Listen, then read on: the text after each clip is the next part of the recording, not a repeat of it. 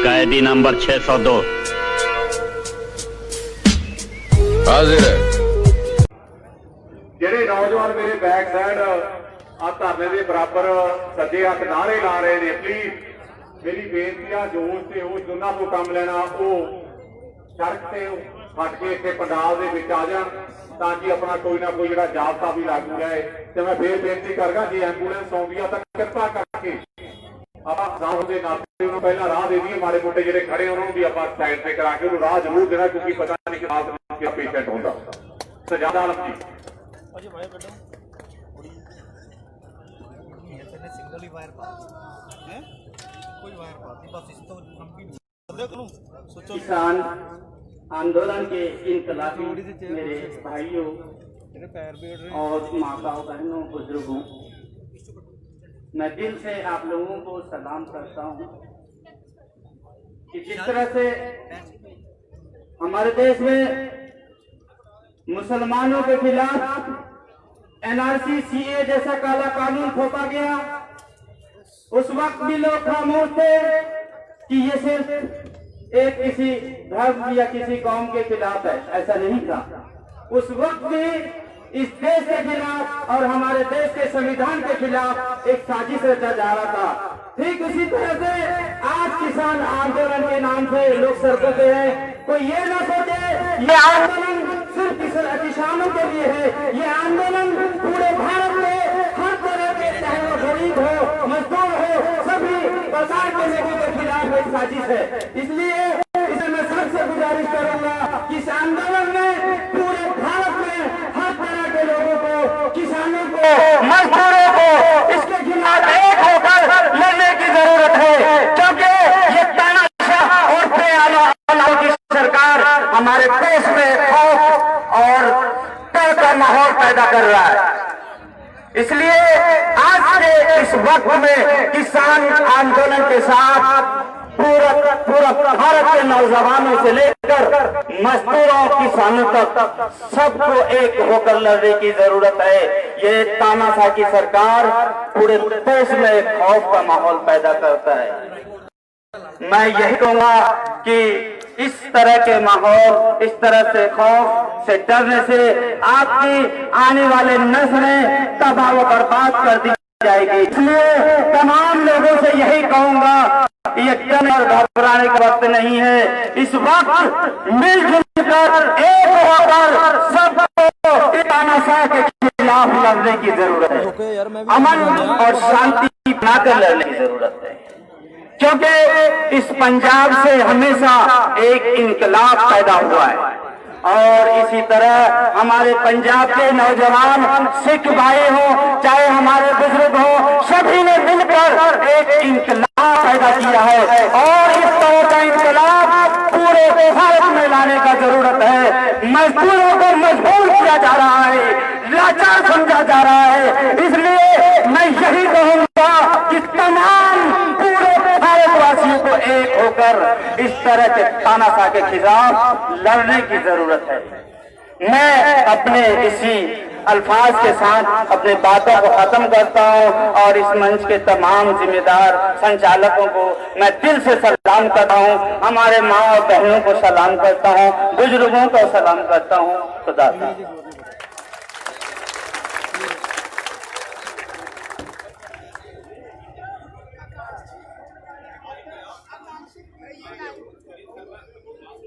बहुत धन्यवाद।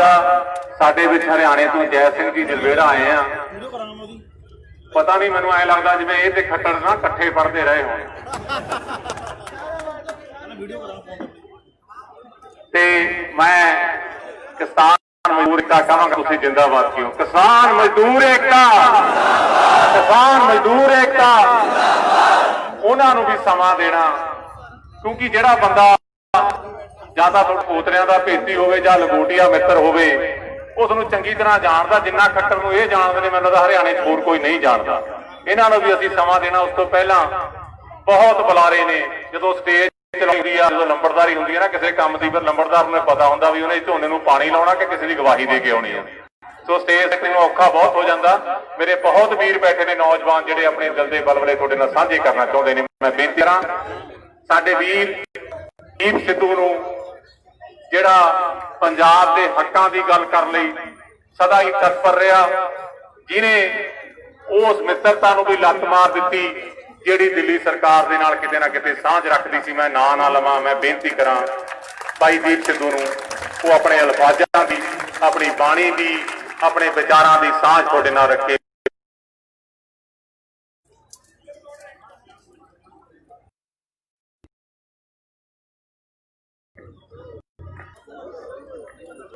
ਵਾਹਿਗੁਰੂ ਜੀ ਕਾ ਖਾਲਸਾ, ਵਾਹਿਗੁਰੂ ਜੀ ਕੀ ਫਤਿਹ।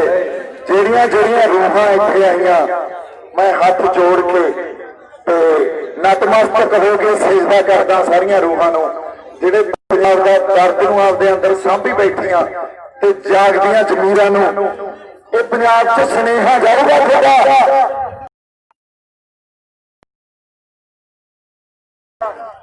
ਵੀ ਹਰ ਮਿੱਟੀ ਦੀ ਇੱਕ ਖਸਲਤ ਹੁੰਦੀ ਆ, ਹਰ ਮਿੱਟੀ ਧਿਆਨੀ ਭਰਤੀ, ਹਰ ਜ਼ਖਮੀ ਮੱਥਾ ਨਹੀਂ ਝੁਕਦਾ ਤੇ ਕੋਈ ਵੀ ਲਹਿਰ ਉਹ ਬਾਹਰ ਰੁਕਦੀ ਨਹੀਂ ਹੁੰਦੀ। ਲੋਕਾਂ ਦੀ ਲਹਿਰ ਆ, ਲੋਕਾਂ ਨੇ ਖੜੀ ਕੀਤੀ ਆ, ਇਹ ਰੈਵੋਲੂਸ਼ਨ ਆ। ਨੌਜਵਾਨਾਂ ਨੂੰ ਕਹਿੰਦੇ ਹੁੰਦੇ ਸੀ, ਇਹ ਨੌਜਵਾਨਾਂ ਨੂੰ ਕਹਿੰਦੇ ਹੁੰਦੇ ਸੀ ਨੌਜਵਾਨ ਆਉਂਦੇ ਹੀ ਨਹੀਂ, ਨੌਜਵਾਨ ਤਾਂ ਨਸ਼ਿਆਂ 'ਚ ਪੈ ਗਏ, ਨੌਜਵਾਨ ਤਾਂ ਗਾਣਿਆਂ ਤੇ ਲੱਗ ਗਏ, ਨੌਜਵਾਨਾਂ ਨੂੰ ਤਾਂ ਉਹਨਾਂ ਦੀ ਮਾਨਸਿਕਤਾ ਹੀ ਹੈ ਨਹੀਂ। ਲੋ ਆ ਬੈਠੇ ਆ, ਇਹਨਾਂ ਤੋਂ ਮੰਗੋ ਸਿਰ, ਇਹਨਾਂ ਤੋਂ ਮੰਗੋ ਕੁਰਬਾਨੀਆਂ। ਇਹਨਾਂ ਕੋਲੇ ਸਿਰਕ ਵੀ ਆ, ਇਹਨਾਂ ਕੋਲੇ ਸੰਘਰਸ਼ ਲੜਨ ਦਾ ਸਿਰਕ ਵੀ ਆ, ਸੰਘਰਸ਼ ਲੜਨ ਦਾ ਇਹਨਾਂ ਕੋਲੇ ਜਜ਼ਬਾ ਵੀ ਆ। ਇਸ ਸਾਲਾਂ ਦਾ ਮੈਨੂੰ ਲੱਗਦਾ ਤੁਹਾਡੀ ਉਮਰ ਨਹੀਂ ਹੋਣੀ 50-50, 60-60 ਸਾਲ, ਪਰ ਤੁਸੀਂ ਯਾਦ ਰੱਖਿਓ ਤੁਸੀਂ 100 ਸਾਲ ਪਹਿਲਾਂ, 200 ਸਾਲ ਪਹਿਲਾਂ, 500 ਸਾਲ ਪਹਿਲਾਂ ਤੋਂ ਇਹ ਜਜ਼ਬਾ ਦੇ ਅੰਦਰ ਸਾਂਭੀ ਨਹੀਂ ਅੱਗੇ ਰੱਖਦੇ ਬੇਕਰਾਰਵਾਦ ਸੀ, ਤੇਰੇ ਅੰਦਰ ਜਜ਼ਬਾ ਭਰਤਾ ਸੀ।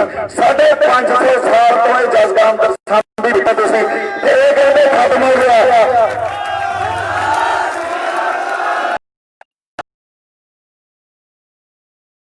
ਪੰਜਾਬ ਖਤਮ ਹੋ ਗਿਆ, ਸਾਨੂੰ ਕੌਣ ਖਤਮ ਕਰ ਜੂ? ਅਸੀਂ ਤਾਂ ਜ਼ੀਰੋ ਤੇ ਰਾਤੋਂ ਰਾਤ ਬਣ ਜਾਂਦੇ ਆ, ਕਿਹੜਾ ਖਤਮ ਕਰ ਜੂਗਾ ਸਾਨੂੰ? ਜੀ ਗਲਾਏ ਆ ਮੇਰਾ, ਤੁਸੀਂ ਬਾਹਰ ਬੋਲ ਤਾਂ ਬਿਠਾਤਾ, ਪਰ ਫੇਰ ਵੀ ਕਰ ਜੂਗਾ, ਕਰ ਖੂੰਗਾ, ਕਿਉਂਕਿ ਸਰਕਾਰਾਂ ਆਪਾਂ ਸਾਰੀਆਂ ਗੱਲਾਂ ਕਰਾਂਗੇ ਵੀ ਇਹ ਧਰਨਾ ਕਿਉਂ ਲਾਇਆ, ਇੱਥੋਂ ਕੀ ਹੋ ਜੂ, ਇੱਥੋਂ ਕੀ ਹੱਲ ਨਿਕਲੂ। ਆਜੋ ਜਾਂ ਕਰੋ ਦਿੱਲੀ ਨੂੰ, ਇਹ ਸਾਰੀਆਂ ਗੱਲਾਂ ਕਰਾਂਗੇ। ਹਰ ਇੱਕ ਗੱਲ ਦਾ ਜਵਾਬ ਮੈਂ ਦੇਵਾਂਗਾ ਤੁਹਾਨੂੰ, ਮੈਂ ਖੜਾ, ਚਾਹੇ ਮੇਰੀ ਸੰਗਤ 'ਚ ਮੈਨੂੰ ਇਹਨਾਂ ਗੱਲਾਂ ਦਾ ਜਵਾਬ ਦੇਣਾ ਪੈ ਜਾਏ, ਚਾਹੇ ਕੱਲੇ ਕੱਲੇ ਨੂੰ ਭਾਅ ਕੇ ਦੇਣਾ ਪੈ ਜਾਏ, ਮੈਂ ਪਿੱਛੇ ਨਹੀਂ ਮੁੜਦਾ। ਮੈਂ ਸਮਰਪਿਤ ਹਾਂ, ਸਮਰਪਿਤ ਉਸ ਢੰਗ ਨਾਲ ਜਿਹੜਾ ਸਿਰਕ ਸਾਨੂੰ ਇਸ ਮਿੱਟੀ ਨੇ ਦਿੱਤਾ ਤੇ ਸਾਡੇ ਗੁਰੂ ਸਾਹਿਬਾਨਾਂ ਨੇ ਦਿੱਤਾ, ਉਸ ਸਮਰਪਣ ਨਾਲ ਮੈਂ ਸਮਰਪਿਤ ਹਾਂ ਤੇ ਮੇਰਾ ਵਾਅਦਾ ਤੁਹਾਡੇ ਨਾਲ ਹੈ।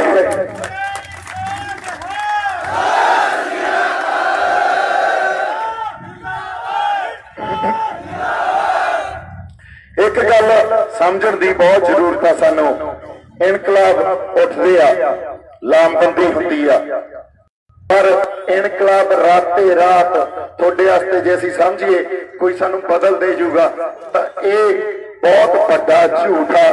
ਰਾਤੇ ਰਾਤ ਤੁਹਾਨੂੰ ਬਦਲ ਨਹੀਂ ਦੇਣਾ ਕਿਸੇ ਇਨਕਲਾਬ ਨੇ। ਐਡਾ ਵੱਡਾ ਸਿਸਟਮ, ਐਡੀ ਵੱਡੀ ਸਰਕਾਰ, ਐਡੀ ਵੱਡੀ ਸਟੇਟ, ਜਦੋਂ ਤੁਸੀਂ ਉਸ ਸਿਸਟਮ ਜਿਹੜੇ 75-70 ਸਾਲਾਂ ਤੋਂ ਲਗਾਤਾਰ ਤਬਦੀਲੀ ਹੋ ਰਿਹਾ, ਪਰਪੈਚੁਏਟ ਹੋ ਰਿਹਾ, ਉਹਦੇ ਨਾਲ ਲੜਨ ਵਾਸਤੇ ਖੜੇ ਹੋਏ ਹੋ, ਤੇ ਉਹ ਰਾਤੇ ਰਾਤ ਕੁਛ ਨਹੀਂ ਹੁੰਦਾ। ਸੋ ਸਾਨੂੰ ਢੰਗ, ਤਰੀਕਾ, ਸਲੀਕਾ ਇਹ ਸਿੱਖਣਾ ਪੈਂਦਾ ਹੁੰਦਾ।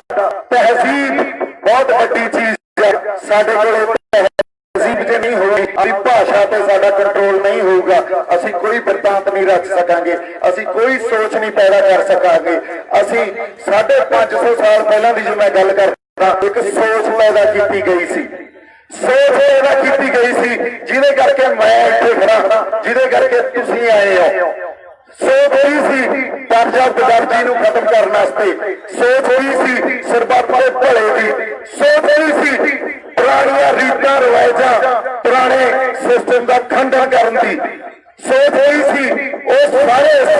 ਖੰਡਨ ਕਰਨ ਦੀ, ਜਿਹੜਾ ਲੋਕਾਂ ਦੀ ਗੱਲ ਨਹੀਂ ਕਰਦਾ, ਜਿਹੜਾ ਲੋਕ ਭਲਾਈ ਦੀ ਗੱਲ ਨਹੀਂ ਕਰਦਾ। ਅੱਜ ਜੇ ਮੈਂ ਕਿਸਾਨ ਜਥੇਬੰਦੀਆਂ ਨਾਲ ਬਹਿ ਜਾਂਦਾ ਜਾ ਕੇ, ਮੈਂ ਉਹਨਾਂ ਤੋਂ ਪੁੱਛਦਾ ਵੀ ਮੈਨੂੰ ਲੜਾਈ ਦੱਸੋ ਤੁਹਾਡੀ ਕੀ ਆ। ਉਹ ਕਹਿੰਦੇ ਜੀ ਕਿਸਾਨਾਂ ਦੀ ਲੜਾਈ ਆ। ਮੈਂ ਕਿਹਾ ਇਹ ਤਾਂ ਆਮ ਗੱਲ ਹੋ ਗਈ, ਇਹ ਤਾਂ ਕੋਈ ਪਿੰਡ 'ਚ ਬੈਠਾ ਬੰਦਾ ਵੀ ਦੱਸ ਜੂ।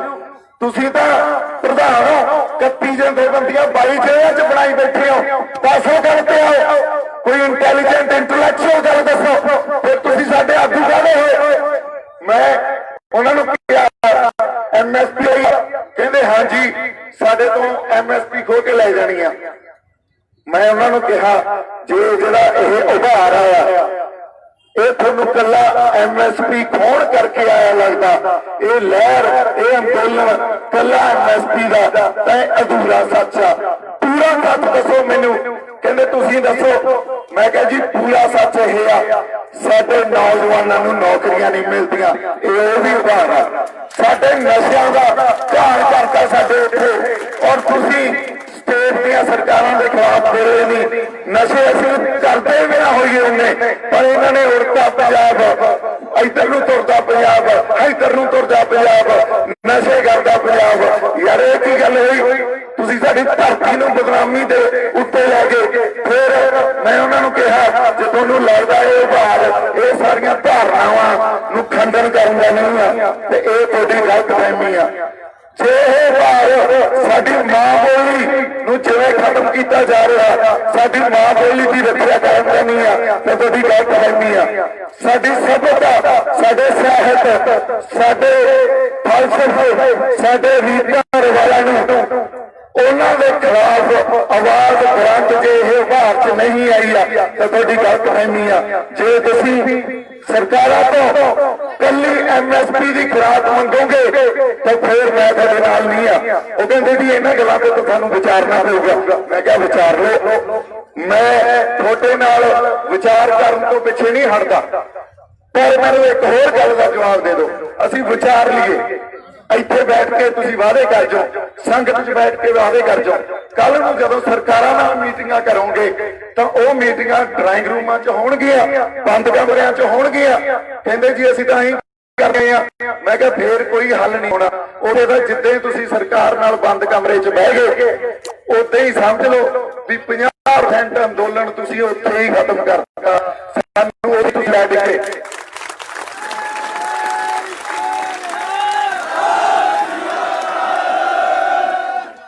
ਮੈਂ ਇੱਕ ਗੱਲ ਬਹੁਤ ਸਪਸ਼ਟ ਰੂਪ 'ਚ ਸਾਹਮਣੇ ਰੱਖੀ। ਮੇਰੀ ਗੱਲ ਨਹੀਂ ਆ, ਮੈਂ ਕੁਛ ਨਹੀਂ ਆ, ਸਾਰੀ ਗੱਲ ਸੰਗਤ ਦੀ ਆ, ਲੋਕਾਂ ਦੀ ਆ।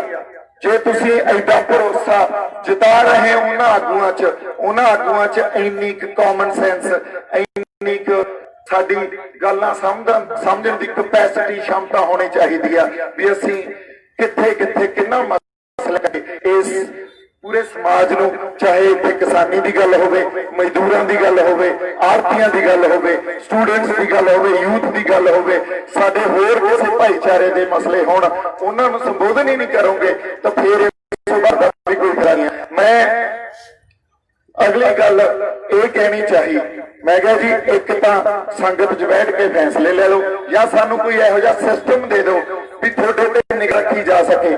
ਅਦਰਵਾਈਜ਼ ਐਡੇ ਭਰੋਸੇ ਟੁੱਟੇ ਆ ਸਾਡੇ, ਇੰਨੀਆਂ ਗਦਾਰੀਆਂ ਹੋਈਆਂ ਸਾਡੇ ਨਾਲ, ਅਸੀਂ ਐਡੂ ਜ਼ਿਆਦਾ ਇਸ ਗੱਲ ਨੂੰ ਅਫੋਰਡ ਹੀ ਨਹੀਂ ਕਰ ਸਕਦੇ, ਇਸ ਗੱਲ ਨੂੰ ਸਹਿ ਹੀ ਨਹੀਂ ਸਕਦੇ। ਇੱਥੋਂ ਤੱਕ ਕਬਰਾਂ 'ਚ ਧੱਕ ਦੋਗੇ ਮੁੜ ਕੇ ਸਾਨੂੰ। ਸਾਡੀ ਹੋਂਦ ਦੀ ਲੜਾਈ ਆ, ਜੇ ਤੁਸੀਂ ਇਕੱਲੀ MSP ਦੀ ਲੜਾਈ ਲੜੀ ਜਾਂਦੇ ਹੋ ਫਿਰ ਅਸੀਂ ਤੁਹਾਡੇ ਨਾਲ ਨਹੀਂ ਆ। ਇੱਥੇ ਹਰ ਰੂਹ, ਹਰ ਬੰਦਾ, ਹਰ ਸ਼ਖਸੀਅਤ ਇੱਥੇ ਇਸ ਗੱਲ ਤੋਂ ਮੁਨਕਰ ਨਹੀਂ ਹੋ ਸਕਦੀ ਵੀ ਸਰਕਾਰਾਂ ਨੇ ਸਾਡੀ ਹੋਂਦ ਤੋਂ, ਸਾਡੇ ਮਿੱਟੀ ਤੋਂ, ਸਾਡੀ ਵਿਲੱਖਣਤਾ ਤੋਂ, ਸਾਡੇ ਸੱਭਿਆਚਾਰ ਤੋਂ ਬਹੁਤ ਵੱਡੀ ਪ੍ਰੋਬਲਮ ਆ, ਵਿਚਾਰਧਾਰਕ ਮਸਲੇ ਆ। ਪਹਿਲੀ ਗੱਲ ਇਹ ਸਮਝੋ ਸਾਡੀ ਹੋਂਦ ਦੀ ਲੜਾਈ ਆ, ਸਾਡੀ ਮਿੱਟੀ ਨਾਲ, ਸਾਡੀ ਫਲਸਫਿਆਂ ਨਾਲ, ਗੁਰੂ ਨਾਨਕ ਸਾਹਿਬ ਦੇ ਮਸਲੇ ਨਾਲ ਸਾਡਾ ਬਹੁਤ ਕੁਝ ਜੁੜਿਆ। ਜੇ ਅਸੀਂ ਸਾਡੇ ਤੋਂ ਉਹ ਸਭ ਕੁਝ ਖੋਲਿਆ ਅਸੀਂ ਖੁਰ ਜਾਾਂਗੇ, ਸਾਡੇ ਪੱਲੇ ਹੀ ਕੁਝ ਨਹੀਂ ਰਹਿਣਾ। ਕਹਿੰਦੇ ਇਹ ਸਾਰੀਆਂ ਗੱਲਾਂ ਅਸੀਂ ਵਿਚਾਰਾਂਗੇ। ਉਹਨਾਂ ਨੇ ਵਿਚਾਰ ਕਰਕੇ ਕੇ ਬਿਆਨ ਦੇਤੇ ਵੀ ਕਲਾਕਾਰ ਆ, ਇਹ ਜਿਵੇਂ ਕਹਿਣਗੇ ਇਹ ਅਸੀਂ ਕਹਾਂਗੇ ਸਾਡੇ ਪਿੱਛੇ ਲੱਗਣਗੇ। ਮੈਂ ਇੱਕ ਇੰਟਰਵਿਊ 'ਚ ਉਸੇ ਦੌਰਾਨ ਜਦੋਂ ਬਾਹਰ ਬਿਆਨਬਾਜ਼ੀ ਚੱਲ ਰਹੀ ਸੀ ਕਲੀਅਰ ਕਰਤਾ ਵੀ ਮੈਂ ਪਿੱਛੇ ਨਹੀਂ ਲੱਗੂਗਾ, ਕਿਉਂਕਿ ਜੇ ਪਿੱਛੇ ਲੱਗ ਗਿਆ ਤਾਂ ਮੇਰੀ ਧਰਤੀ ਨਾਲ, ਮੇਰੇ ਲੋਕਾਂ ਨਾਲ ਮੇਰੀ ਕੋਈ ਵਫਾਦਾਰੀ ਨਹੀਂ ਹੈ, ਫਿਰ ਵਫਾਦਾਰੀ ਤਾਂ ਤੁਹਾਡੇ ਨਾਲ ਹੋਗੀ। ਪਰ ਜਿਹੜੀ ਗੱਲ ਮੈਂ ਲਿਆਕਤ ਤੇ ਤਹਿਜ਼ੀਬ ਦੀ ਕਰ ਰਿਹਾ ਸੀ, ਜਦੋਂ ਤੱਕ ਸਾਨੂੰ ਸਿਰ ਜੋੜ ਕੇ ਬੈਠਣਾ ਨਹੀਂ ਆਊਗਾ, ਸਾਡੇ 'ਚ ਤਹਿਜ਼ੀਬ ਨਹੀਂ ਆਊਗੀ, ਜਦੋਂ ਤੱਕ ਲਿਆਕਤ ਨਹੀਂ ਆਊਗੀ, ਸਾਡੀ ਭਾਸ਼ਾ ਤੇ ਕੰਟਰੋਲ ਨਹੀਂ ਆਊਗਾ, ਉਦੋਂ ਤੱਕ ਜੇ ਅਸੀਂ ਕਹੀਏ ਕਿ ਅਸੀਂ ਬਹੁਤ ਵੱਡੀ ਲੜਾਈ ਲੜ ਸਕਦੇ ਹਾਂ, ਇੱਕ ਸੋਚ ਪੈਦਾ ਕਰ ਸਕਦੇ ਹਾਂ, ਤੇ ਇਹ ਨਹੀਂ ਹੋਣਾ। ਇਸ ਗੱਲ ਨੂੰ ਸਪਸ਼ਟ ਰੂਪ 'ਚ ਸਮਝ ਲਓ। ਕਿਉਂ ਨਹੀਂ ਹੋਣਾ? ਆ ਬੈਠੇ ਆ ਸਾਡੇ ਕੁਝ ਬੰਦੇ, ਸਾਡੇ ਨੌਜਵਾਨ, ਉਹ ਕਹਿੰਦੇ ਬਾਈ ਕੀ ਤੁਲਨਾ ਧਰ, ਮੈਂ ਅਸਲ ਗੱਲ ਤੇ ਆਉਣਾ।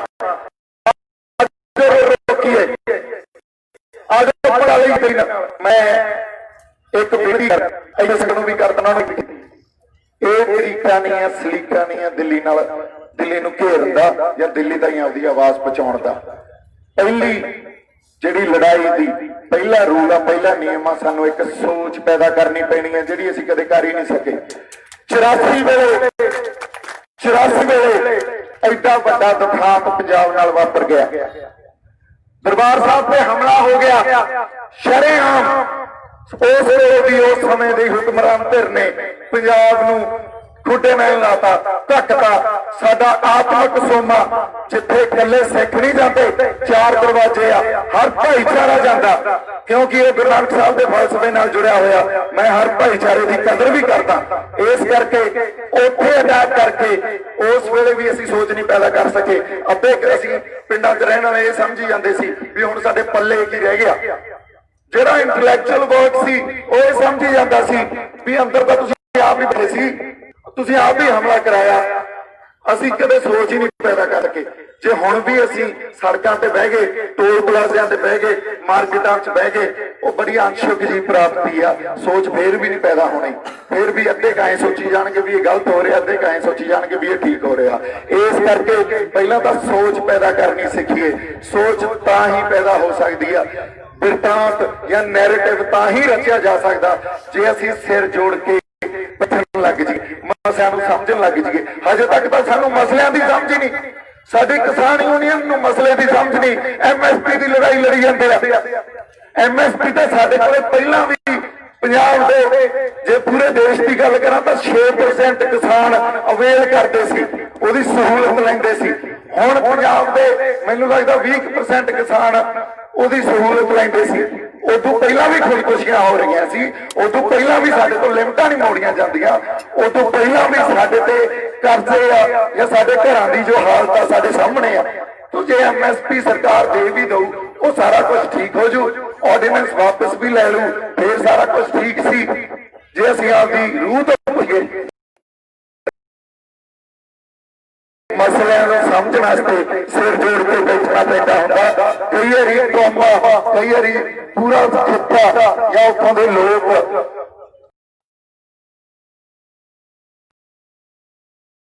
ਮਸਲਿਆਂ ਦੀ ਸਮਝ ਨਹੀਂ ਹੋਊਗੀ, ਸਾਨੂੰ ਸਾਡੇ ਹੱਕਾਂ ਦੀ ਸਮਝ ਨਹੀਂ ਹੋਊਗੀ, ਉਦੋਂ ਤੱਕ ਅਸੀਂ ਮੰਗਾਂ ਕੀ ਰੱਖਾਂਗੇ ਜਾ ਕੇ ਸਰਕਾਰਾਂ ਤੱਕ। ਇਹ ਗੱਲ ਤਾਂ ਸਾਨੂੰ ਸਮਝ ਨਹੀਂ ਆਉਂਦੀ, ਕਿਉਂਕਿ ਕਰਦੇ ਕੀ ਆ, ਸਾਨੂੰ ਲੜਾਈ ਲੜਨ ਦਾ ਢੰਗ ਆ ਜਿਹੜਾ ਉਹ ਅਸੀਂ ਕੁਝ ਹੋਰ ਹੀ ਕਰਦੇ ਆ। ਆਪਦੇ ਜਰਨੈਲਾਂ ਤੋਂ, ਸਾਡੇ ਗੁਰੂ ਸਾਹਿਬਾਨਾਂ ਤੋਂ, ਜਾਂ ਬੰਦਾ ਸਿੰਘ ਬਹਾਦਰ ਜੀ ਤੋਂ, ਜਾਂ ਮਹਾਰਾਜ ਰਣਜੀਤ ਸਿੰਘ ਤੋਂ, ਜਾਂ ਹਰੀ ਸਿੰਘ ਨਲਵੋ, ਉਹਨਾਂ ਤੋਂ ਉਹ ਆਪਣੀਆਂ ਜਾਨਾਂ ਦੇ ਗਏ ਆਪਦੀ ਸੋਚ ਪੈਦਾ ਕਰਨ ਵਾਸਤੇ। ਕਿੱਥੇ ਆ ਸੋਚ ਸਾਡੇ ਅੰਦਰ? ਪਹਿਲਾਂ ਸਾਨੂੰ ਲੜਾਈ ਲੜਨ ਦੇ ਢੰਗ ਹੀ ਨਹੀਂ ਆਉਂਦੇ, ਸਾਨੂੰ ਇਹ ਨਹੀਂ ਪਤਾ ਵੀ ਸਾਡੀ ਲੜਾਈ ਹੈ ਕਿਹਦੇ ਖਿਲਾਫ, ਸਾਡਾ ਦੁਸ਼ਮਣ ਕੌਣ ਆ, ਅਸੀਂ ਲੜਨੇ ਕਿਹਦੇ ਖਿਲਾਫ ਆ, ਇਹ ਸਾਨੂੰ ਪਤਾ ਹੀ ਨਹੀਂ ਹੁੰਦਾ, ਅਸੀਂ ਲੱਗੇ ਰਹਿੰਦੇ ਆ। ਦੂਜੀ ਗੱਲ, ਸਾਨੂੰ ਆਪਦਾ ਨਹੀਂ ਪਤਾ ਹੁੰਦਾ, ਇੱਕ ਫਲਸਫੇ ਤੇ ਨਹੀਂ ਆਉਂਦੇ ਅਸੀਂ, ਸਾਡਾ ਸਿਧਾਂਤ ਕੀ ਆ, ਸਾਡੀ ਵਿਚਾਰਧਾਰਾ ਕੀ ਆ, ਸਾਡਾ ਫਲਸਫਾ ਕੀ ਆ, ਇਹ ਸਾਨੂੰ ਨਹੀਂ ਪਤਾ ਹੁੰਦਾ। ਥਰਡ ਮੋਸਟ ਇੰਪੋਰਟੈਂਟ ਰੂਲ, ਲੜਾਈ ਜਿੱਤੀ ਪਹਿਲਾਂ ਜਾਂਦੀ ਆ, ਫੇਰ ਲੜੀ ਜਾਂਦੀ ਆ। ਅਸੀਂ ਲੜਦੇ ਪਹਿਲਾਂ, ਫੇਰ ਜਿੱਤਣ ਦੀ ਆਸ ਕਰਦੇ ਆ। ਐਂ ਤਾਂ ਲੜਾਈ ਨਹੀਂ ਜਾਣੀ, ਇਹ ਲੜਾਈ ਵੀ ਲੜਨਾਂਗੇ, ਕੁਛ ਨਹੀਂ ਨਿਕਲਣਾ। ਇਸ ਕਰਕੇ ਪਹਿਲਾ ਸਾਡਾ ਕਦਮ ਆ, ਸੋਚ ਪੈਦਾ ਕਰੀਏ, ਸੋਚ ਪੈਦਾ ਕਰੀਏ। ਸੋਚ ਕੱਲੀ ਇਸ ਖਿੱਤੇ 'ਚ, ਕੱਲੇ ਪੰਜਾਬ ਤੱਕ ਨਾ ਰਹਿ ਜੇ। ਇਹ ਧਰਨਾ ਲਾਉਣ ਦਾ ਮਕਸਦ ਹੀ ਇਹ ਆ ਇੱਥੇ ਸਾਡਾ ਸਿਰ ਜੋੜ ਕੇ ਬੈਠਣਾ, ਹਰ ਭਾਈਚਾਰੇ ਨੂੰ ਇਨਵਾਈਟ ਕਰਨਾ, ਉਹਦਾ ਮਕਸਦ ਹੀ ਇਹ ਆ, ਇੱਕ ਪੰਜਾਬ ਦੀ ਸੋਚ ਪੈਦਾ ਕਰੀਏ। ਨਹੀਂ ਤਾਂ ਸਾਨੂੰ ਇਹ ਅੱਤਵਾਦੀ ਕਹਿ ਦੇਣਗੇ, ਸਾਨੂੰ ਖਾਲਿਸਤਾਨੀ ਕਹਿ ਦੇਣਗੇ, ਸਾਨੂੰ ਇਹ ਰੈਡੀਕਲਸ ਕਹਿ ਦੇਣਗੇ, ਜਾਂ ਸਾਨੂੰ ਇੱਕ ਛੋਟੇ ਦਾਇਰੇ ਵਿੱਚ ਸੀਮਤ ਕਰ ਦੇਣਗੇ। ਤੁਹਾਡੇ ਨਾਲ ਮੁੜ ਕੇ ਕੋਈ ਜੁੜਦਾ ਹੀ ਨਹੀਂ। ਇਹ ਤਾਂ ਹੈ ਹੀ ਇਹੋ ਜਿਹੇ, ਇਹਨਾਂ ਨੂੰ ਤਾਂ ਲੜਨਾ ਹੀ ਆਉਂਦਾ, ਇਹਦਾ ਆਪਸ ਚ ਲੜਦੇ ਰਹਿੰਦੇ ਆ। ਇਹ ਧਾਰਨਾਵਾਂ ਕ੍ਰੀਏਟ ਇਹਨਾਂ ਨੇ ਕੀਤੀਆਂ, ਅਸੀਂ ਨਹੀਂ ਲੜਦੇ। ਆ ਬੈਠੇ ਹੋ ਤੁਸੀਂ, ਮੈਨੂੰ ਦੱਸੋ ਕਿਹੜੀ ਰੂਹ ਆ ਜਿਹੜੀ ਗੱਲਾਂ ਕਰਕੇ ਹੱਲ ਲੱਭਣ ਚ ਵਿਸ਼ਵਾਸ ਨਹੀਂ ਰੱਖਦੀ? ਕਿਹੜੀ ਰੂਹ ਆ ਜਿਹੜੀ ਇਹ ਗੱਲ ਨਹੀਂ ਸਮਝਦੀ ਵੀ ਬੈਠ ਕੇ ਜੇ ਅਸੀਂ ਸਿਰ ਜੋੜ ਕੇ ਬੈਠਾਂਗੇ, ਸੰਵਾਦ ਕਰਾਂਗੇ ਤਾਂ ਹੱਲ ਨਿਕਲੇ ਆਉਣਗੇ। ਇਸ ਕਰਕੇ ਪਹਿਲੀ ਗੱਲ ਮੈਂ ਵਾਪਸ ਦੁਹਰਾ ਰਿਹਾ, ਸੋਚ ਪੈਦਾ ਕਰੀਏ। ਦੂਜੀ ਗੱਲ, ਲਾਮਬੰਦੀ ਬਹੁਤ ਵੱਡੇ ਪੱਧਰ ਤੇ ਕਰੀਏ। ਜੇ ਅਸੀਂ ਕਹੀਏ ਕੱਲਾ ਪੰਜਾਬ ਦਿੱਲੀ ਨੂੰ ਘੇਰ ਲਊਗਾ, ਕੱਲਾ ਪੰਜਾਬ ਦਿੱਲੀ ਨੂੰ ਨਹੀਂ ਘੇਰ ਸਕਦਾ। ਇੱਕ ਪਾਸੇ ਇੱਕ ਧਿਰ ਸਾਡਾ ਇੰਟੈਲੈਕਚੁਅਲ ਸੋਚ ਪੈਦਾ ਕਰਦਾ। ਇਸ ਕਰਕੇ ਆ ਜਿਹੜੇ ਸਾਰੇ ਸਾਡੇ ਨਾਲ ਸ਼ਖਸੀਅਤਾਂ ਅੱਜ ਸਟੇਜ ਤੇ ਆਈਆਂ, ਤੁਹਾਡੇ ਨਾਲ ਗੱਲ ਕਰ ਰਹੀਆਂ, ਇਹ ਉਹੀ ਬਿਰਤਾਂਤ, ਉਹੀ ਨੈਰੇਟਿਵ, ਉਹੀ ਸੋਚ ਰਚ ਰਹੀਆਂ। ਇਹ ਬਹੁਤ ਜ਼ਿਆਦਾ ਜ਼ਰੂਰੀ ਆ, ਸਾਡੀ ਫਾਊਂਡੇਸ਼ਨ ਆ। ਦੂਜੀ ਗੱਲ, ਅਸੀਂ ਲਾਮਬੰਦੀ ਕਰ ਰਹੇ ਆ। ਸਾਡੇ ਹਰਿਆਣੇ ਵਾਲੇ ਭਰਾ ਇੱਥੇ ਬੈਠੇ ਆ, ਇਹ ਸਾਡੀ ਲਾਮਬੰਦੀ ਕਰਕੇ ਹੀ ਆਏ ਆ। ਇਹਨਾਂ ਨੂੰ ਨਾਲ ਜੋੜੀਏ। ਹਰਿਆਣੇ ਤੋਂ ਬਾਅਦ MP ਮੱਧ ਪ੍ਰਦੇਸ਼ ਨੂੰ ਨਾਲ ਜੋੜੀਏ। ਅਸੀਂ ਅਗਲੇ ਪਾਸੇ ਜਾ ਕੇ ਬਿਹਾਰ, UP, ਰਾਜਸਥਾਨ, ਗੁਜਰਾਤ, ਤਾਮਿਲਨਾਡੂ, ਬੰਗਾਲ, ਕੇਰਲਾ, ਇਹਨਾਂ ਸਾਰਿਆਂ ਨੂੰ ਨਾਲ ਜੋੜੀਏ। ਉਸ ਤੋਂ ਬਾਅਦ ਜੇ 10-15 ਸੂਬੇ ਜਦੋਂ ਨਾਲ ਜੁੜੇ, ਫੇਰ ਦਿੱਲੀ ਘੇਰੀ ਜਾਊਗੀ। ਜਦੋਂ ਉਹਨਾਂ ਦੀ ਰਾਜਸੀ ਮਜਬੂਰੀ ਖੜੀ ਹੋਗੀ, ਮੁੜ ਕੇ ਦਿੱਲੀ ਤੋਂ ਕਿਹੜੀਆਂ ਮੰਗਾਂ ਮੰਗਾਉਣੀਆਂ ਤੁਸੀਂ ਡਿਸਾਈਡ ਕਰੋ। ਮੰਨਣਗੇ ਉਹ? ਜਦੋਂ ਤੱਕ ਉਹਨਾਂ ਦੀ ਰਾਜਸੀ ਮਜਬੂਰੀ ਨਹੀਂ ਬਣਦੀ ਆ, ਜੇ ਅਸੀਂ ਕਹਿ ਲਈਏ ਆਰਡੀਨੈਂਸ ਵਾਪਸ ਲੈ ਲੈਣਗੇ, ਆ ਰੇਲਾ ਰੋਕ ਕੇ ਸਾਡੇ ਇੱਥੇ ਇਕੱਲੇ ਬੈਠ ਕੇ ਕੋਈ ਚੇਂਜ ਆ ਜੂਗੀ, ਚੇਂਜ ਆਏ ਨਹੀਂ ਆਉਂਦੀ ਹੁੰਦੀ। ਇਸ ਕਰਕੇ ਇੱਕ ਸਦੀਵੀ ਤੌਰ ਤੇ ਸਿਸਟਮ ਜਿਹੜਾ ਸਾਡੇ ਤੇ ਥੋਪਿਆ ਗਿਆ, ਉਹ ਥੋਪਿਆ ਕਿਵੇਂ ਗਿਆ? ਉਹਦੇ ਵਾਸਤੇ ਵੱਡੀਆਂ ਵੱਡੀਆਂ ਇਹਨਾਂ ਨੇ ਯੂਨੀਵਰਸਿਟੀਜ਼ ਵੀ ਬਣਾਈਆਂ, ਵੱਡੇ ਵੱਡੇ ਇੰਸਟੀਚਿਊਟਸ ਵੀ ਬਣਾਏ ਆ। ਉੱਥੇ ਇੱਕ ਆਪਦੀ ਵਿਚਾਰਧਾਰਾ ਪੈਦਾ ਕਰਨ ਲਈ ਉਹਨੂੰ ਇੰਸਟੀਟਿਊਸ਼ਨਲਾਈਜ਼ ਕੀਤਾ। ਉਸ ਇੰਸਟੀਟਿਊਸ਼ਨਲ ਨੌਲੇਜ ਨੂੰ ਸਾਡੇ ਉੱਤੇ ਥੋਪ ਕੇ ਉਹਨੂੰ ਕਨਵੈਨਸ਼ਨ ਬਣਾ ਕੇ ਉਸੇ ਤਰ੍ਹਾਂ ਵੀ ਆਈ ਹੋ ਸਕਦਾ, ਇਹ ਗੱਲ ਸਾਡੇ 'ਚ ਪੈਦਾ ਕਰਕੇ ਕਾਮਨ ਸੈਂਸ ਬਣਾਤੀ। ਐਡੀਆਂ ਸੌਖੀਆਂ ਗੱਲਾਂ ਨਹੀਂ ਹੁੰਦੀਆਂ, ਧਾਰਨਾਵਾਂ ਰੱਦ ਕਰਨੀਆਂ ਐਡੀ ਸੌਖੀ ਗੱਲ ਨਹੀਂ ਹੁੰਦੀ। 70-75 ਸਾਲਾਂ ਦੇ ਸਿਸਟਮ ਨਾਲ ਲੜਨਾ ਅੱਜ ਇਸ ਦੁਨੀਆ ਨੂੰ ਜਾਂ ਮਾਡਰਨ ਇਕਨੋਮੀ ਨੂੰ ਕਾਰਪੋਰੇਟਸ ਚਲਾ ਰਹੇ ਆ। ਜੇ ਆਪਾਂ ਇਕੱਲੇ ਹਿੰਦੁਸਤਾਨ ਦੀ ਗੱਲ ਕਰੀਏ ਤਾਂ ਹਿੰਦੁਸਤਾਨ 'ਚ ਹੀ ਨਹੀਂ, ਸਾਰੀ ਦੁਨੀਆ 'ਚ ਡੈਮੋਕ੍ਰੇਸੀ ਦਾ ਮੀਨਿੰਗ ਨਹੀਂ ਆ ਜੋ ਉਹ ਸਾਨੂੰ ਦਿੰਦੇ ਆ, ਸੰਵਿਧਾਨ 'ਚ ਲਿਖਦੇ ਆ। ਸੈਕੂਲਰਿਜ਼ਮ ਦਾ ਮੀਨਿੰਗ ਉਹ ਨਹੀਂ ਆ ਜੋ ਸੰਵਿਧਾਨ 'ਚ ਲਿਖਦੇ ਆ। ਜੇ ਫੈਡਰਲਿਜ਼ਮ ਦਾ ਮੀਨਿੰਗ ਨਹੀਂ ਆ ਜੋ ਸੰਵਿਧਾਨ 'ਚ ਲਿਖਦੇ ਆ। ਫੰਡਾਮੈਂਟਲ ਰਾਈਟਸ ਦਾ ਮੀਨਿੰਗ ਨਹੀਂ ਆ ਜੋ ਸੰਵਿਧਾਨ 'ਚ ਲਿਖਦੇ ਆ। ਉਹ ਆਪਦੇ ਹਿਸਾਬ ਨਾਲ, ਆਪਦੇ ਸਹੂਲੀਅਤ ਨਾਲ ਉਹਦੇ ਮੀਨਿੰਗ ਘੜ ਲੈਂਦੇ ਆ। ਉਹੀ ਗੱਲਾਂ ਕੋਰਟਸ ਕਰਦੀਆਂ, ਉਹਨਾਂ ਦੀਆਂ ਉਹੀ ਗੱਲਾਂ ਸਾਰੇ ਫੋਰਸਸ ਕਰਦੀਆਂ। ਇਸ ਕਰਕੇ ਲੜਾਈ ਬਹੁਤ ਲੰਬੀ ਆ, ਲੜਾਈ ਬਹੁਤ ਸੂਝ-ਬੂਝ ਤਰੀਕੇ ਸਲੀਕੇ ਨਾਲ ਲੜਨ ਵਾਲੀ ਆ। ਇਸ ਲੜਾਈ 'ਚ ਸਾਡੇ ਕੋਲੇ ਜੇ ਸੋਚ ਨਹੀਂ ਪੈਦਾ ਕਰ ਸਕਾਂਗੇ, ਸਾਡੇ ਇੰਟੈਲੈਕਚੁਅਲ ਵਰਕ ਨੂੰ ਅਸੀਂ ਸੁਣਾਂਗੇ ਨਹੀਂ, ਤਾਂ ਫਿਰ ਅਸੀਂ ਖਤਾ ਖਾ ਜਾਾਂਗੇ। ਲਾਮਬੰਦੀ ਨਹੀਂ ਕਰ ਸਕਾਂਗੇ, ਖਤਾ ਖਾ ਜਾਾਂਗੇ। ਲਾਮਬੰਦੀ ਤੋਂ ਬਾਅਦ ਸਾਡੀ ਦਿਸ਼ਾ ਕੀ ਹੋਣੀ ਚਾਹੀਦੀ ਆ, ਸਾਡੇ ਕੰਸਰਨਸ ਕੀ ਆ? ਜੇ ਅਸੀਂ ਉਧਰ ਨੂੰ ਨਹੀਂ ਤੁਰਾਂਗੇ ਫੇਰ ਖਤਾ ਖਾ ਜਾਾਂਗੇ। ਇਸ ਕਰਕੇ ਇੱਕ ਗੱਲ ਦੀ ਲੜਾਈ ਅਸੀਂ ਸਾਂਝੇ ਤੌਰ ਤੇ ਲੜਨੀ ਆ ਵੀ ਇਹੋ ਜਿਹਾ ਪੰਜਾਬ ਸਿਸਟਮ ਦਈਏ, ਇਸ ਖਿੱਤੇ ਨੂੰ ਇਹੋ ਜਿਹਾ ਸਿਸਟਮ ਦਈਏ ਜਿੱਥੇ ਹਰ ਵਰਗ ਨੂੰ ਅਸੀਂ ਉਹਦੀ ਜਗ੍ਹਾ ਦੇ ਸਕੀਏ, ਸਪੇਸ ਦੇ ਸਕੀਏ, ਲੋਕਾਂ ਦਾ ਭਲਾ ਕਰ ਸਕੀਏ ਤੇ ਲੋਕਾਂ 'ਚ ਐਡਾ ਜ਼ਿਆਦਾ ਤਣਾਅ ਤੇ ਟਕਰਾਅ ਨਹੀਂ ਆਵੇ। ਹਉਮੈ ਨੂੰ ਮੈਂ ਨੂੰ ਪਿੱਛੇ ਰੱਖ ਕੇ ਚੱਲਣਾ ਪਊਗਾ। ਮੇਰੀ ਬੇਨਤੀ ਆ, ਜਿਹੜੇ ਸਰਦ ਰੋਕ ਕੇ ਬੈਠੇ ਆ, ਜੇ ਅੱਜ ਹੀ ਇਸ ਲਹਿਰ ਨੂੰ, ਅੱਜ ਹੀ ਤੁਸੀਂ ਇਸ ਉਭਾਰ ਨੂੰ ਖਤਮ ਕਰਨਾ ਤਾਂ ਬੈਠੇ ਰਹੋ ਬਈ। ਅਦਰਵਾਈਜ਼ ਮੇਰੀ ਹੱਥ ਜੋੜ ਕੇ ਬੇਨਤੀ ਆ, ਉੱਥੇ ਨਾ ਬੈਠੋ, ਇੱਥੇ ਆ ਕੇ ਸੰਵਾਦ ਕਰੋ। ਹਰ ਗੱਲ ਦਾ ਜਵਾਬ ਦੇਵਾਂਗੇ। ਸਾਡੇ ਕੋਲੇ ਬਹੁਤ ਵੱਡੀਆਂ ਵੱਡੀਆਂ ਸ਼ਖਸੀਅਤਾਂ ਬੈਠੀਆਂ, ਹਰ ਗੱਲ ਦਾ ਜਵਾਬ ਦੇਣਗੀਆਂ। ਸੋ ਮੈਂ ਤਾਂ ਸੋਚ ਕੇ ਕੁਝ ਹੋਰ ਆਇਆ ਸੀ ਵੀ ਗੱਲਾਂ ਕੀ ਕਰਨੀਆਂ ਤੁਹਾਡੇ ਨਾਲ, ਕਿਉਂਕਿ ਮੈਂ ਕਾਰਪੋਰੇਟ ਸੈਕਟਰ 'ਚ ਵੀ ਬਹੁਤ ਕੰਮ ਕੀਤਾ। ਇੱਕ ਗੱਲ ਸਮਝ ਲਿਓ, ਜੇ ਸਾਡੇ ਇੰਟੈਲੈਕਚੁਅਲਸ ਅੱਜ ਸਾਡੇ ਐਜੂਕੇਸ਼ਨਿਸਟ ਪ੍ਰੋਫੈਸਰ ਆ ਜਿਹੜੇ ਯੂਨੀਵਰਸਿਟੀਜ਼ ਦੇ, ਜਾਂ ਸਾਡੇ ਇੰਟੈਲੈਕਚੁਅਲ ਵਰਗ ਆ, ਜਾਂ ਪੱਤਰਕਾਰ ਭਾਈਚਾਰਾ, ਜਾਂ ਸਾਡੇ ਨਾਲ ਜਿਹੜੇ ਸਮਾਜ ਸੇਵੀ ਜੁੜੇ ਹੋਏ ਆ, ਜਾਂ ਕਲਾਕਾਰ ਜੁੜੇ ਹੋਏ ਆ, ਹਰ ਬੰਦਾ ਇਸ ਕਰਕੇ ਜੁੜਿਆ ਕਿਉਂਕਿ ਉਹਨਾਂ ਨੂੰ ਪਤਾ ਇਹ ਕਾਰਪੋਰੇਟ ਘਰਾਣਿਆਂ ਨੇ ਸਾਨੂੰ ਕੁਝ ਨਹੀਂ ਦੇਣਾ।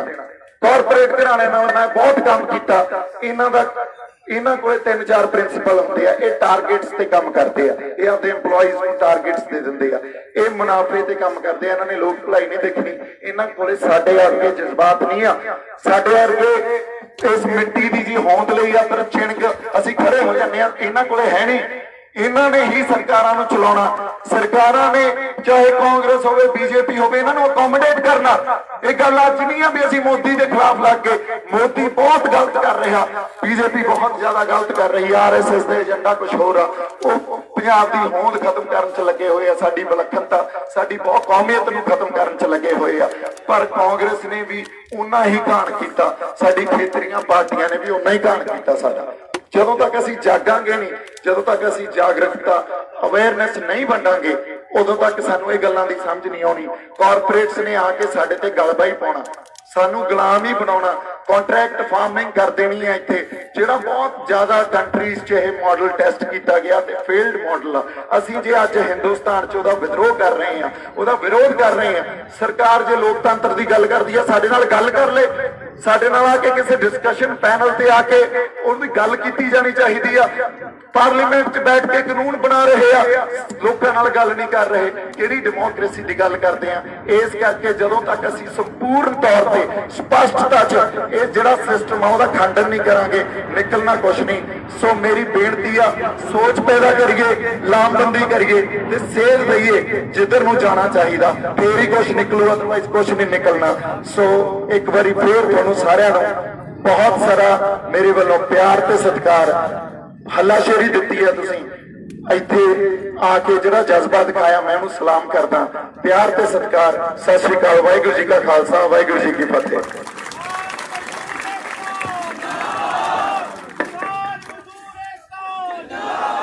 ਬਹੁਤ ਬਹੁਤ ਧੰਨਵਾਦ ਭਾਈ ਦੀਪ ਜੀ ਨੇ ਆਪਣੇ ਦਿਲ ਦੀਆਂ ਗਹਿਰਾਈਆਂ ਤੋਂ ਵਿਚਾਰ ਤੁਹਾਡੇ ਨਾਲ ਸਾਂਝੇ ਕੀਤੇ ਆ। ਇਸ ਤੋਂ ਬਾਅਦ ਬਹੁਤ ਬੁਲਾਰੇ ਨੇ, ਮੈਂ ਬੇਨਤੀ ਕਰਾਂ ਸਿਰਫ 1 ਮਿੰਟ ਦੇ ਲਈ ਹਰਪ੍ਰੀਤ ਦੇਵਗਨ ਜੀ ਨੂੰ ਉਹ ਆਪਣੀ ਗੱਲ ਸਾਂਝੀ ਕਰਨ, ਉਸ ਤੋਂ ਬਾਅਦ ਅਗਲੇ ਬੁਲਾਰਿਆਂ ਦਾ ਮੈਂ ਨਾਮ ਬੋਲਾਂਗਾ। ਹਰਪ੍ਰੀਤ ਦੇਵਗਨ ਜੀ।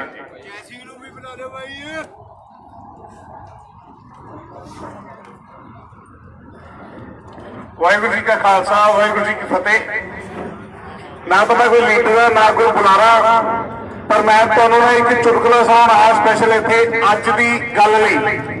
ਜਿਹੜੇ ਇਹ ਵੀਰ ਬਾਹਰ ਬੈਠੇ ਨੇ ਨਾ, ਏਦਾਂ ਹੀ ਅਸੀਂ 31 ਕਿਸਾਨ ਜਥੇਬੰਦੀਆਂ ਦੇ ਨਾਲ ਬੈਠੇ ਸੀ ਇੱਕ ਦਿਨ ਜਾ ਕੇ। ਉਹ ਕਹਿੰਦੇ ਜੀ ਸਾਡੇ ਝੰਡੇ ਥੱਲੇ ਆ ਜਾਓ। ਮੈਂ ਕਿਹਾ ਤੁਸੀਂ ਆ ਜਾਓ ਇੱਕ ਝੰਡੇ ਥੱਲੇ, ਪਹਿਲਾਂ ਤੁਸੀਂ 31 ਦੇ 31 ਪਹਿਲਾਂ ਇੱਕ ਝੰਡੇ ਥੱਲੇ ਆ ਜਾਓ, ਫਿਰ ਅਸੀਂ ਵੀ ਤੁਹਾਡੇ ਝੰਡੇ ਥੱਲੇ ਆ ਜਾਂਦੇ ਆ। ਉਹਨਾਂ ਦੇ ਵਿੱਚ ਇੰਨੀ ਹੁੰਦੇ ਆ, ਉਹ 7 ਜਣੇ ਇਕੱਠੇ ਨਹੀਂ ਹੋ ਸਕਦੇ। ਮੈਂ ਤੁਹਾਨੂੰ ਅੱਜ ਦੱਸ ਦਿੰਦਾ, ਇੱਕ ਵਾਰੀ ਦੀ ਗੱਲ ਆ, ਕਹਿੰਦੇ ਜੀ ਕੁਝ ਬੰਦੇ ਇਕੱਠੇ ਹੋਏ, ਕੁਝ ਮਾਝੇ ਤੋਂ, ਕੁਝ ਮਾਲਵੇ ਤੋਂ, ਦੁਆਬੇ ਤੋਂ, ਕਹਿੰਦੇ ਜੀ ਦਿੱਲੀ ਦਾ ਤਖਤ ਜਿਹੜਾ ਨਾ ਉੱਥੇ ਬੈਠਣਾ ਜਾ ਕੇ, ਦਿੱਲੀ ਦੇ ਤਖਤ ਤੇ ਬੈਠਾਂਗੇ। ਤੁਰ ਪਏ, ਜਦੋਂ ਤੁਰ ਪਏ CID ਦੀ ਉੱਥੇ ਖਬਰ ਪਹੁੰਚੀ ਜੀ, ਬੰਦੇ ਤੁਰ ਪਏ ਨੇ ਜੀ ਦਿੱਲੀ ਦੇ ਤਖਤ ਤੇ ਬੈਠਣ ਲਈ। ਸ਼ੰਭੂ ਪਹੁੰਚ ਗਏ, ਖਬਰ ਪਹੁੰਚ ਗਈ, ਕਰਨਾਲ ਪਹੁੰਚ ਗਏ, ਖਬਰ ਪਹੁੰਚ ਗਈ, ਦਿੱਲੀ ਪਹੁੰਚ ਗਏ, ਖਬਰ ਪਹੁੰਚ ਗਈ। ਜਿੱਥੇ ਉੱਥੇ ਪਹੁੰਚਣ ਲੱਗੇ, ਰਾਜਾ ਕਹਿੰਦਾ ਕੋਈ ਨਹੀਂ, ਆਉਣ ਦੋ, ਠੀਕ ਹੈ। ਜਿੱਥੇ ਇੱਥੇ ਪਹੁੰਚੇ, ਉਹ ਕਹਿੰਦੇ ਕੀ ਕਰਨਾ ਹੈ? ਉਹ ਕਹਿੰਦੇ ਦਿੱਲੀ ਦੇ ਤਖਤ ਤੇ ਬੈਠਾਂਗੇ। ਕਹਿੰਦਾ ਬਹਿ ਜਾਓ, ਪਰ ਸਲਾਹ ਕਰ ਲਓ ਕਿ ਬੈਠੂਗਾ ਕੌਣ। ਜਦੋਂ ਇਹ ਗੱਲ ਕਹੀ, ਉਹ ਡਾਂਗਾ ਮਾਰ ਇੱਕ ਦੋ ਸਿਰ ਪਾੜਦਾ। ਜਿੰਨਾ ਚਿਰ ਆਪਾਂ ਇਹ ਸਲਾਹ ਨਹੀਂ ਕਰਦੇ ਕਿ ਸਾਡਾ ਲੀਡਰ ਕੌਣ ਹੋਊਗਾ, ਕਿਹੜਾ ਬੰਦਾ ਸਾਡਾ ਮੋਹਰੀ ਹੋਊਗਾ, ਅਸੀਂ ਉਸ ਬੰਦੇ ਦੇ ਮਗਰ ਲੱਗ ਕੇ ਤੁਰਾਂਗੇ, ਉਹ ਬੰਦਾ ਸਾਡੀ ਗੱਲ ਨੂੰ ਰਿਪਰੈਜ਼ੈਂਟ ਕਰੂਗਾ, ਉਹਨਾਂ ਚਿਰ ਕੁਝ ਨਹੀਂ ਹੋਣਾ। 31 ਦੇ ਕਾਰਡ ਬਣਾ ਲਿਓ ਭਾਵੇਂ, ਤੁਰੇ ਜਾਓ, ਕੋਈ ਚੱਕਰ ਨਹੀਂ। ਬਥੇਰੇ ਜ਼ਿਲ੍ਹੇ ਦੇ ਬਥੇਰੀਆਂ ਤਹਿਸੀਲਾਂ ਨੇ, ਸਭ ਤਹਿਸੀਲਾਂ ਨੇ, ਬਣਾਈ ਚੱਲੋ, ਕੋਈ ਚੱਕਰ ਨਹੀਂ। ਜਿੰਨਾ ਚਿਰ ਏਕਾ ਨਹੀਂ ਹੁੰਦਾ, ਉਹਨਾਂ ਚਿਰ ਕਿਸੇ ਗੱਲ ਦਾ ਕੋਈ ਮਤਲਬ ਨਹੀਂ। ਵਾਹਿਗੁਰੂ ਜੀ ਕਾ ਖਾਲਸਾ, ਵਾਹਿਗੁਰੂ ਜੀ ਕੀ ਫਤਿਹ। ਮੈਂ ਬੇਨਤੀ ਕਰਦਾ, ਦੇਖੋ 3 ਬੁਲਾਰੇ ਤਾਂ ਜਿਹੜੇ ਨੇ ਬਹੁਤ ਲੰਬਾ ਸਮਾਂ ਤੋਂ ਵੇਟ ਕਰ ਰਹੇ ਨੇ। ਮੈਂ ਪਹਿਲਾਂ ਬੇਨਤੀ ਕਰਾਂ ਸਰਦਾਰ ਜੈ ਸਿੰਘ ਜੀ ਜਲਵੇੜਾ ਨੂੰ।